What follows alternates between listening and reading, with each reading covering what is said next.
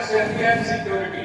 ठीक है, ये जो पीपीटी बनाई गई है ये सीडेक का जो पूरा का पूरा आपका विचारधारा है, उनका जो आपका एक मोड ऑफ ऑपरेंडस है, उसी सीडेक के विचारधारा को इस पीपीटी में कन्वर्ट करने का प्रयास किया गया है। सबसे पहले हम लोग एक छोटा सा संक्षिप्त परिचय देख लेते हैं सीडेक का। ठीक है, तो सीडेक का जो फुल फॉर्म है वो है आपका centre for development of advance computing. इसकी स्थापना हुई थी साल 1988 ईस्वी में और इसका जो ऑब्जेक्टिव था, इसका जो उद्देश्य था वो था achieving self reliance in advance technology. एक समय था कि अपने कंप्यूटर की जरूरतों के लिए हम लोग अमेरिका पे निर्भर थे और बाकायदा हमने उनसे सुपर कंप्यूटर मांगा भी था, लेकिन इन्हीं कारणों से उन्होंने मना किया और बाद में भारत सरकार के द्वारा 1988 में सीडेक की स्थापना की गई और उसी साल सीडेक ने भारत का सबसे पहला सुपर कंप्यूटर परम 8000 भी बनाकर तैयार कर लिया था, जिसकी जो कंप्यूटिंग स्पीड थी वो करीब 1 गीगाफ्लॉप्स की कंप्यूटिंग स्पीड थी। अगले स्लाइड पे और चलते हैं। कुछ आपको फुल फॉर्म में ध्यान रखना है। जो पहला फुल फॉर्म है वो है ISEA। इसका फुल फॉर्म है information security education and awareness और ये मंत्रालय के द्वारा चलाया जाता है। उस मंत्रालय का नाम है MeitY, ministry of electronics and information technology. और सीडेक का जो फुल फॉर्म था वो आपको पहले ही बताया जा चुका है, centre for development of advance computing. इस पूरे पीपीटी में मुख्य रूप से 3 चीजों को हम लोग कवर करेंगे। सबसे पहला चीज कवर करना है साइबर हाइजीन प्रैक्टिस। जब हम लोग ऑनलाइन कोई काम करें तो किन किन सावधानियों का ध्यान रखना है वो हम देखेंगे इसमें। साथ ही साथ दूसरा पॉइंट है आपका ऑनलाइन सेफ्टी एंड सिक्योरिटी। आप लोग जब भी ऑनलाइन कोई काम करते हैं किसी भी प्लेटफॉर्म पे तो किन सुरक्षा मानकों का ध्यान रखना है वो इसके अंदर पढ़ेंगे और इसके अंदर में आपका cyber bullying, phishing attack, morphing, social networking security और ऑनलाइन बैंकिंग सिक्योरिटी हम लोग कवर करेंगे। और सबसे अंत में एक आपकी टॉपिक है जिसके अंदर हम लोग भारत में जो अलग अलग तरह के स्कैम्स आपके हुए हैं, धोखाधड़ी के मामले आए हैं, उनके बारे में भी एक संक्षिप्त परिचय इस पीपीटी में दिया गया है। जो सबसे पहला टॉपिक है हमारा वो है साइबर हाइजीन प्रैक्टिस। थोड़ा सा ऊपर कीजिएगा सर। देखिए, हम लोग सब कोई फोन चलाते हैं, हमारे कई सारे बच्चे हैं जो 8, 9, 10 के हैं वो कंप्यूटर भी चलाते हैं। आप लोग देखते होंगे कि हमारा मोबाइल फोन हो, टैबलेट हो या लैपटॉप हो, सबके अंदर में आपका एक सॉफ्टवेयर होता है जिसके लिए कभी-कभी अपडेट करने का मैसेज भी आता है कि अपने सॉफ्टवेयर को अपडेट कर लेना है। तो अगर आपसे पूछा जाए कि सॉफ्टवेयर को अपडेट करने के क्या-क्या कारण हो सकते हैं, तो 5 कारण आपका होता है जिसके लिए हम लोग सॉफ्टवेयर अपडेट करते हैं। सबसे पहला है पैच सिक्योरिटी फ्लॉज। अगर किसी भी प्रकार की सुरक्षा में सेंध लगा हुआ है, किसी प्रकार का दिक्कत है, तो उसे ये अपडेट ठीक कर देता है। दूसरा पॉइंट आपको याद रखना है कि अगर आपको आपके फोन में, कंप्यूटर में नए फीचर्स चाहिए तो इसके लिए हम लोग सॉफ्टवेयर को अपडेट करते हैं। इसके बाद डेटा को प्रोटेक्ट करने के लिए भी आपका सॉफ्टवेयर को अपडेट किया जाता है। साथ ही साथ आपका परफॉर्मेंस, किसी भी इलेक्ट्रॉनिक डिवाइस के परफॉर्मेंस को इनहांस करने के लिए भी आपका इसका यूज किया जाता है। और सबसे लास्ट में इंश्योर कंपैटिबिलिटी, ये आपके फोन के कंपैटिबिलिटी को भी अच्छा करता है। तो इन कारणों के कारण ही हम लोग क्या करते हैं, अपने सॉफ्टवेयर को ऑकेजनली हम लोग हमेशा उसको अपडेट करते रहते हैं। इसके साथ एक टॉपिक जिसके बारे में नरेश ने बताया गया, पासवर्ड सिक्योरिटी। पासवर्ड जो होता है ये बेसिकली कोई भी आप ऐप में लॉगिन करते हैं या फिर आपके फोन में व्हाट्सएप हो गया, फेसबुक हो गया, इंस्टाग्राम हो गया, ये सब पासवर्ड प्रोटेक्टेड रहता है। तो सबसे पहले ध्यान देना है कि ये पासवर्ड होता क्या है। ये password is a string of characters that a user must provide in order to confirm their identity and gain access to a system और ए सर्विस। अगर आपको कोई सिस्टम के अंदर जाना हो या किसी प्रकार की सेवा आपको प्राप्त करनी हो तो वहां पर हम लोग एक कॉम्बिनेशन देते हैं, उसी कॉम्बिनेशन को हम लोग पासवर्ड के रूप में जानते हैं। पासवर्ड जो होता है ये ऑथेंटिकेशन का सबसे कॉमन मेथड है। मतलब जब तक आप पासवर्ड डालेंगे नहीं तो वो उसको ऑथेंटिकेट या वेरीफाई नहीं करता है कि ये एक रियल यूजर है। साथ ही साथ password are commonly used to protect account, files and other sensitive information. आपके जो भी फाइल होते हैं, इंपॉर्टेंट इंफॉर्मेशन होती है, पर्सनल इंफॉर्मेशन होता है, उसको सिक्योर करके रखने के लिए भी हम लोग पासवर्ड का उपयोग करते हैं। एक अच्छे या स्ट्रॉन्ग पासवर्ड बनाने के लिए हमें किन किन चीजों का ध्यान रखने की आवश्यकता है, ताकि आप लोग जब फ्यूचर में कभी भी किसी अकाउंट में लॉगिन करें पासवर्ड बनाकर, तो इन चीजों का ध्यान रखना बहुत ज्यादा महत्वपूर्ण हो जाता है। सबसे पहला, use unique, complex and long password should be at least 12 characters long, mix of upper case and lower case letters, numbers and special character. Password जो होना चाहिए वो यूनिक होना चाहिए, खास होना चाहिए। साथ ही साथ पासवर्ड लंबा और कॉम्प्लेक्स होना चाहिए। इसमें कम से कम 12 कैरेक्टर होने चाहिए, जिसमें कि अल्फाबेट आना चाहिए, एक अपर केस मतलब कि कैपिटल अल्फाबेट और कम से कम एक स्मॉल अल्फाबेट। साथ ही साथ इसमें नंबर का कॉम्बिनेशन होना चाहिए और स्पेशल कैरेक्टर जैसे कि @, हैश, इन सब का उपयोग भी किया जाना चाहिए। साथ ही साथ हम लोगों को अपने फोन में, कंप्यूटर में या लैपटॉप में, दूसरी चीज आपके फोन में, कंप्यूटर में, कहीं पर भी आपको पासवर्ड मैनेजर का उपयोग करना चाहिए, ताकि पासवर्ड लिखने के बाद, क्रिएट करने के बाद आपको उसको याद करने की आवश्यकता ना हो। पासवर्ड में आपका 2 फैक्टर ऑथेंटिफिकेशन होना चाहिए। जैसा आप लोग जानते हैं कि कई बार ऐसा होता है कि हम लोग लॉगिन करते हैं पासवर्ड के साथ और दूसरे चरण में आपको एक ओटीपी मांगा जाता है जो आपके नंबर पे आता है। तो इस सिस्टम को बोला जाता है 2 फैक्टर ऑथेंटिफिकेशन, मतलब कि कम से कम दोहरी आपकी परत होनी चाहिए सुरक्षा की, ताकि हमारा सेंसिटिव डेटा सुरक्षित रहे। कभी भी आपका पासवर्ड रीयूज नहीं करना चाहिए। जैसे कि आपने किसी सोशल नेटवर्किंग साइट पे कोई पासवर्ड बनाया है, तो दूसरे ऐप पर एक नया पासवर्ड क्रिएट करें, ना कि पुराने वाले को ही बार-बार उपयोग करना है। हमेशा अपने पासवर्ड को अपडेट करते रहना है, 3 महीने 6 महीने में पासवर्ड को चेंज करते रहना चाहिए। अवॉइड राइटिंग डाउन और शेयरिंग योर पासवर्ड। कई बार ऐसा होता है कि पासवर्ड जो भी कॉम्प्लेक्स होते हैं, याद नहीं रहने के कारण उसे हम लोग क्या करते हैं, अपने डायरी में या कहीं पर लिख लेते हैं। तो ऐसी गलती करने से बचना है। पासवर्ड ना तो कहीं पर लिखें, ना किन्हीं के साथ साझा करें। साथ ही साथ पब्लिक का वाईफाई आपको यूज नहीं करना चाहिए। पब्लिक प्लेसेस में जो वायरलेस फिडेलिटी होती है उसका उपयोग करने से बचना चाहिए। और साथ ही साथ आपके अकाउंट्स पे भी आपकी बारीक नजर बनी होनी चाहिए। आगे चरण में चलते हैं। ये हमारा था बेस साइबर हाइजीन प्रैक्टिसेस। अभी हम लोग देखेंगे ऑनलाइन सेफ्टी एंड सिक्योरिटी। इसमें हमारे बच्चों ने पहले ही अपनी बातों को रखा था, तो हम लोग एक एक करके उस पे आते हैं। सबसे पहला आपका है साइबर बुलिंग। जैसा आप देख सकते हैं यहाँ पर आपको एक चित्र दिख रहा होगा, एक इमेज आपको दिख रहा है जिसमें एक लड़का है, साइड में एक लड़की है, दोनों ही रो रहे हैं। और अगर आप इमेज में देख सके तो जो लड़का है वहां लिखा हुआ है लूजर, डाई, स्टूपिड, हा हा, और ये लड़का जो है वो रो रहा है। क्यों?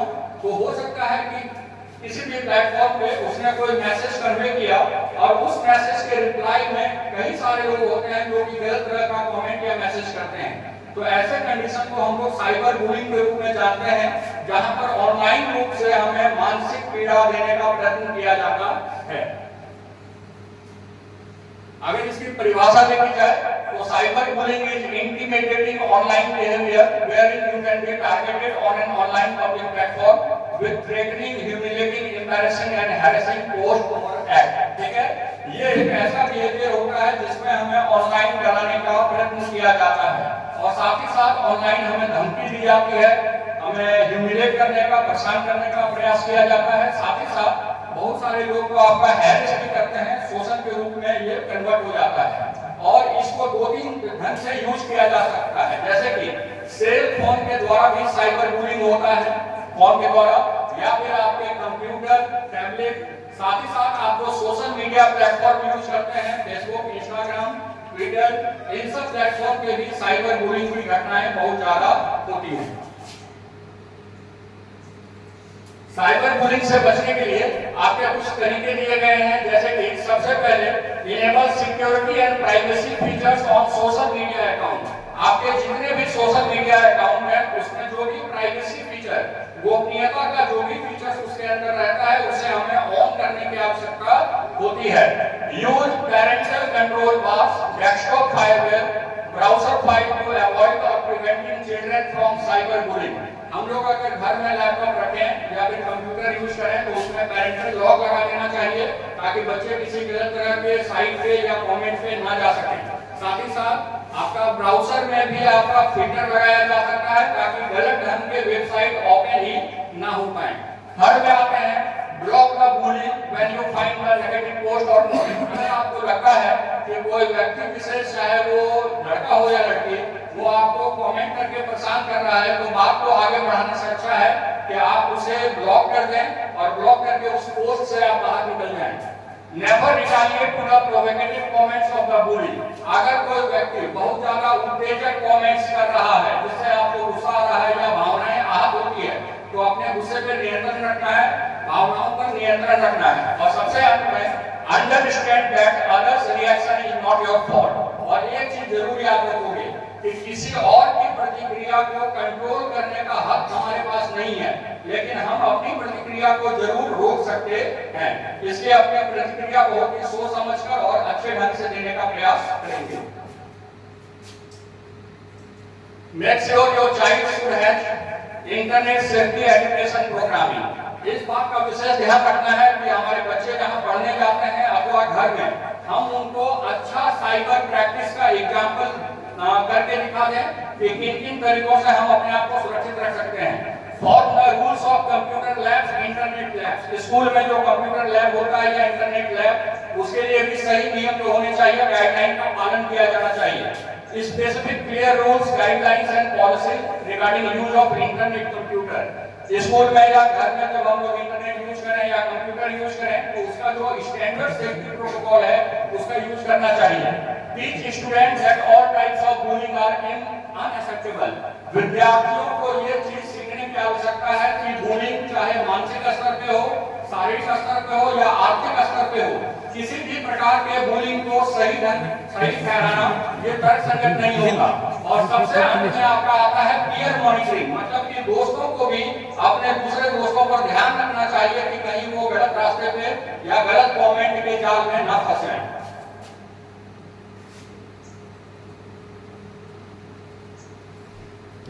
If you see someone being cyberbullied or suspicious activity happening online, report it to the platform। अगर आपको लगता है कि आपके आंखों के सामने कोई व्यक्ति किसी और व्यक्ति को बुली कर रहा है, परेशान कर रहा है, तो आप उसी प्लेटफॉर्म पे जो हेल्पलाइन नंबर होता है उस हेल्पलाइन नंबर पे जाके प्रॉपर एविडेंस सबूत के साथ आप अपने पक्ष को रख भी सकते हैं।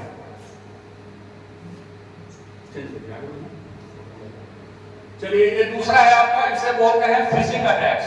फिशिंग जैसे कि मछली पकड़ना होता है, थोड़ा बहुत उससे मिलता हुआ है। जैसे कि मछली पकड़ने हम लोग जाते हैं तो सबसे पहले क्या करते हैं, हुक लेते हैं, चारा लगाते हैं और उसी चारे में मछली फंसती है। सेम तरीका होता है ऑनलाइन। यहाँ पर लोग जो होते हैं जो ऑनलाइन चारा फेंकते हैं और अगर गलती से हम उस जाल में फंस गए तो हम फिशिंग अटैक के या फिशिंग स्कैम के शिकार भी हो सकते हैं। Stay cautious, don't get caught in phishing process। हमेशा सावधान रहो, एक्टिव रहो और किसी भी तरह के फिशिंग के जाल में फंसने से बचने के लिए तैयार रहो।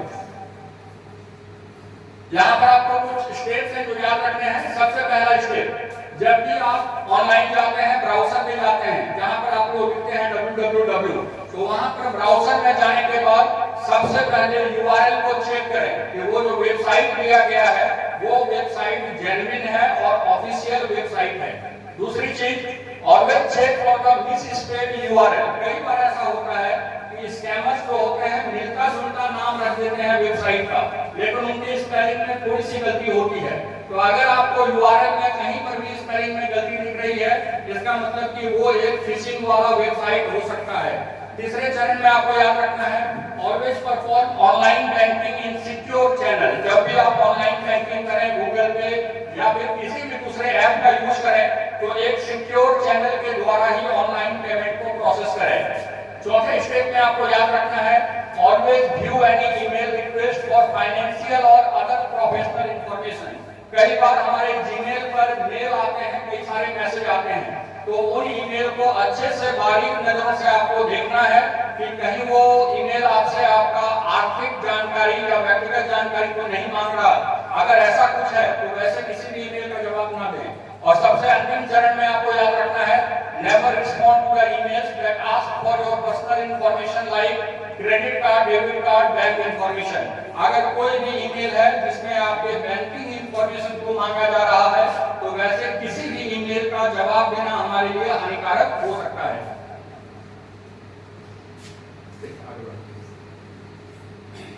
मॉर्फिंग विषय के बारे में प्रतिभा ने बहुत अच्छे से बताया था, तो मैं पुनः इसको संक्षिप्त में बता देता हूँ। मॉर्फिंग मतलब होता है बदलना।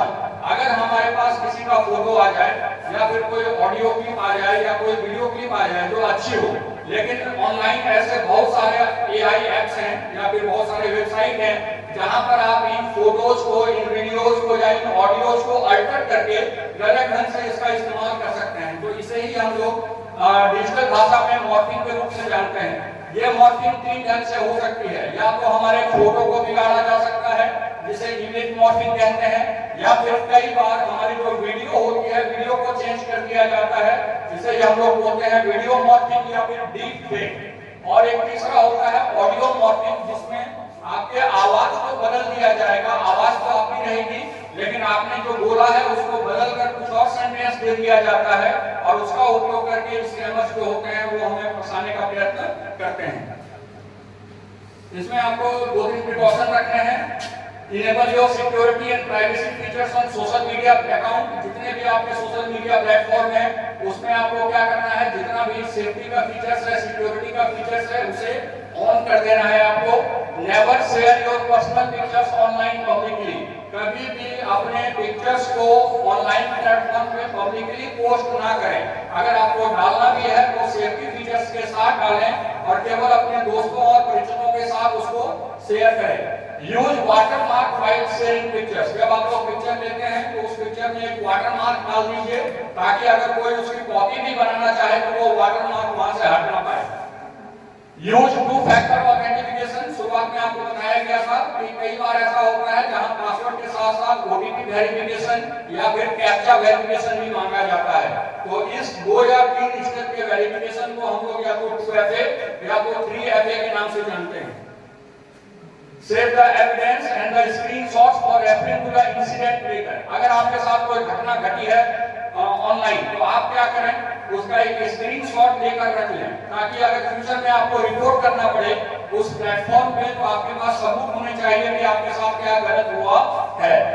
Don't suffer in silence. Seek help from trusted family and friends. अगर कुछ मिसहैपनिंग हो जाती है, अगर कुछ बुरा हो जाता है तो यहाँ पर आपको ध्यान रखना है कि शांत ना रहे, डरे नहीं। आपके अपने घर में आपके माता पिता से, बड़े भाई बहन से या फिर अपने स्कूल में अपने टीचर्स के साथ या किसी भी बड़े बुजुर्ग के साथ आप जाकर अपने मन की बात को शेयर करें कि वो आपको सही रास्ता दिखाएंगे।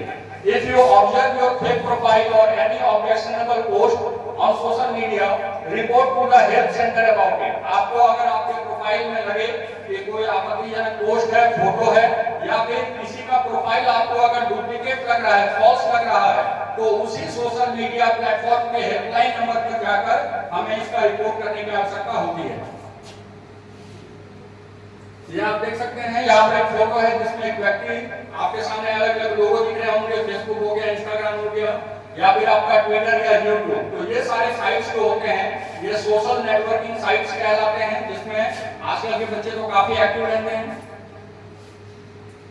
अब यहाँ पर आपको ध्यान रखना है कि सोशल नेटवर्किंग साइट पर काम करते समय आपको किन किन प्रिकॉशन का, सावधानियों का ध्यान रखना है। सबसे पहले avoid sharing your personal information like address, mobile number, mail ID etcetera. अपना कोई भी निजी जानकारी आप अपने उस सोशल प्लेटफॉर्म पे ना दें, चाहे आपका नाम हो, आपका डेट ऑफ बर्थ हो, आपका फोन नंबर हो या कोई भी दूसरी सेंसिटिव जानकारी। Do not share your personal pictures online. अपने अकेले के सिंगल फोटो वाले पिक्चर्स को आप ज्यादा से ज्यादा ऑनलाइन पर ना पोस्ट किया करें, कम से कम करें। Never accept friend request without appropriate verification. कई बार प्रोफाइल में फ्रेंड रिक्वेस्ट आते हैं, अगर आप उनसे भली भांति परिचित हैं तो उसे एक्सेप्ट करें वरना आप उसे डिलीट कर सकते हैं। Never click on suspicious links और डाउनलोड एनीथिंग। अगर आपको मैसेज से कोई लिंक आता है या व्हाट्सएप पे कोई लिंक आता है, आपको अगर शंका है, संदेह है तो उस लिंक को आप टच ना करें। Use different password for different social media account. आप जितना भी सोशल मीडिया प्लेटफॉर्म यूज करते हैं सबका पासवर्ड अलग अलग बना के रखो ताकि अगर कोई अकाउंट हैक भी हो जाए तो आपका निजी जानकारी किसी और के पास ना जा सके।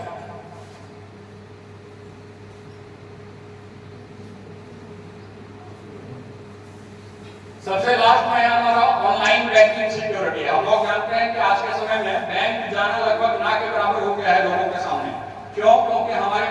ऐप के रूप में उस बैंक का ऐप हमारे पास अवेलेबल होता है, या थर्ड पार्टी ऐप जैसे कि गूगल पे या फोन पे के द्वारा भी हम लोग बैंकिंग का बहुत सारा काम जो होता है वो रोज करते हैं। अब यहाँ पर जब भी आप ऑनलाइन बैंकिंग का काम करें तो कुछ रूल है और कुछ डॉट्स हैं, मतलब कि क्या करना चाहिए और क्या क्या नहीं करना चाहिए। तो सबसे पहले नहीं वाले पे ध्यान दो, कभी भी अपना ओटीपी, पिन, सीवीवी नंबर, जो एटीएम कार्ड के पीछे में 3 डिजिट का नंबर होता है, CVV number, debit card, credit card का डिटेल कभी भी किसी व्यक्ति के साथ साझा न करें। दूसरी चीज, don't reply to an email और पॉपअप मैसेज। कई बार ईमेल में मैसेज आता है या कई बार काम करते करते बीच में कोई दूसरा वेबसाइट पॉपअप कर जाता है, खुल जाता है, तो ऐसे किसी भी वेबसाइट पर अपना इंफॉर्मेशन ना डालें। Don't open attachment of unexpected emails specially zip file. कई बार ईमेल के द्वारा हमारे पास अटैचमेंट आते हैं, लिंक आते हैं, वैसे लिंक या अटैचमेंट को खोलने से बचना चाहिए। Don't open download attachment from any spam mail. Spam mail जो होता है ये हमारे जीमेल के अंदर ही रहता है, जो कि बेकार मेल होते हैं वहां जाते हैं। तो अगर स्पैम मेल के द्वारा आपसे जानकारी मांगी गई है तो ऐसे किसी भी मेल का रिप्लाई देने की आवश्यकता नहीं है। और सबसे अंत में, never respond to phone calls asking for bank related details. अगर आपको कोई व्यक्ति बैंक वाला बनकर फोन करता है और आपसे जानकारी मांगता है तो अपनी कोई भी जानकारी आप उस व्यक्ति को ना दें, क्योंकि बैंक कभी भी कॉल करके अपने ग्राहकों से उनकी निजी जानकारी की मांग नहीं करता है। और ये स्लाइड हमारा सबसे छोटा है, इसको हम लोग बहुत डिटेल में नहीं जाएंगे।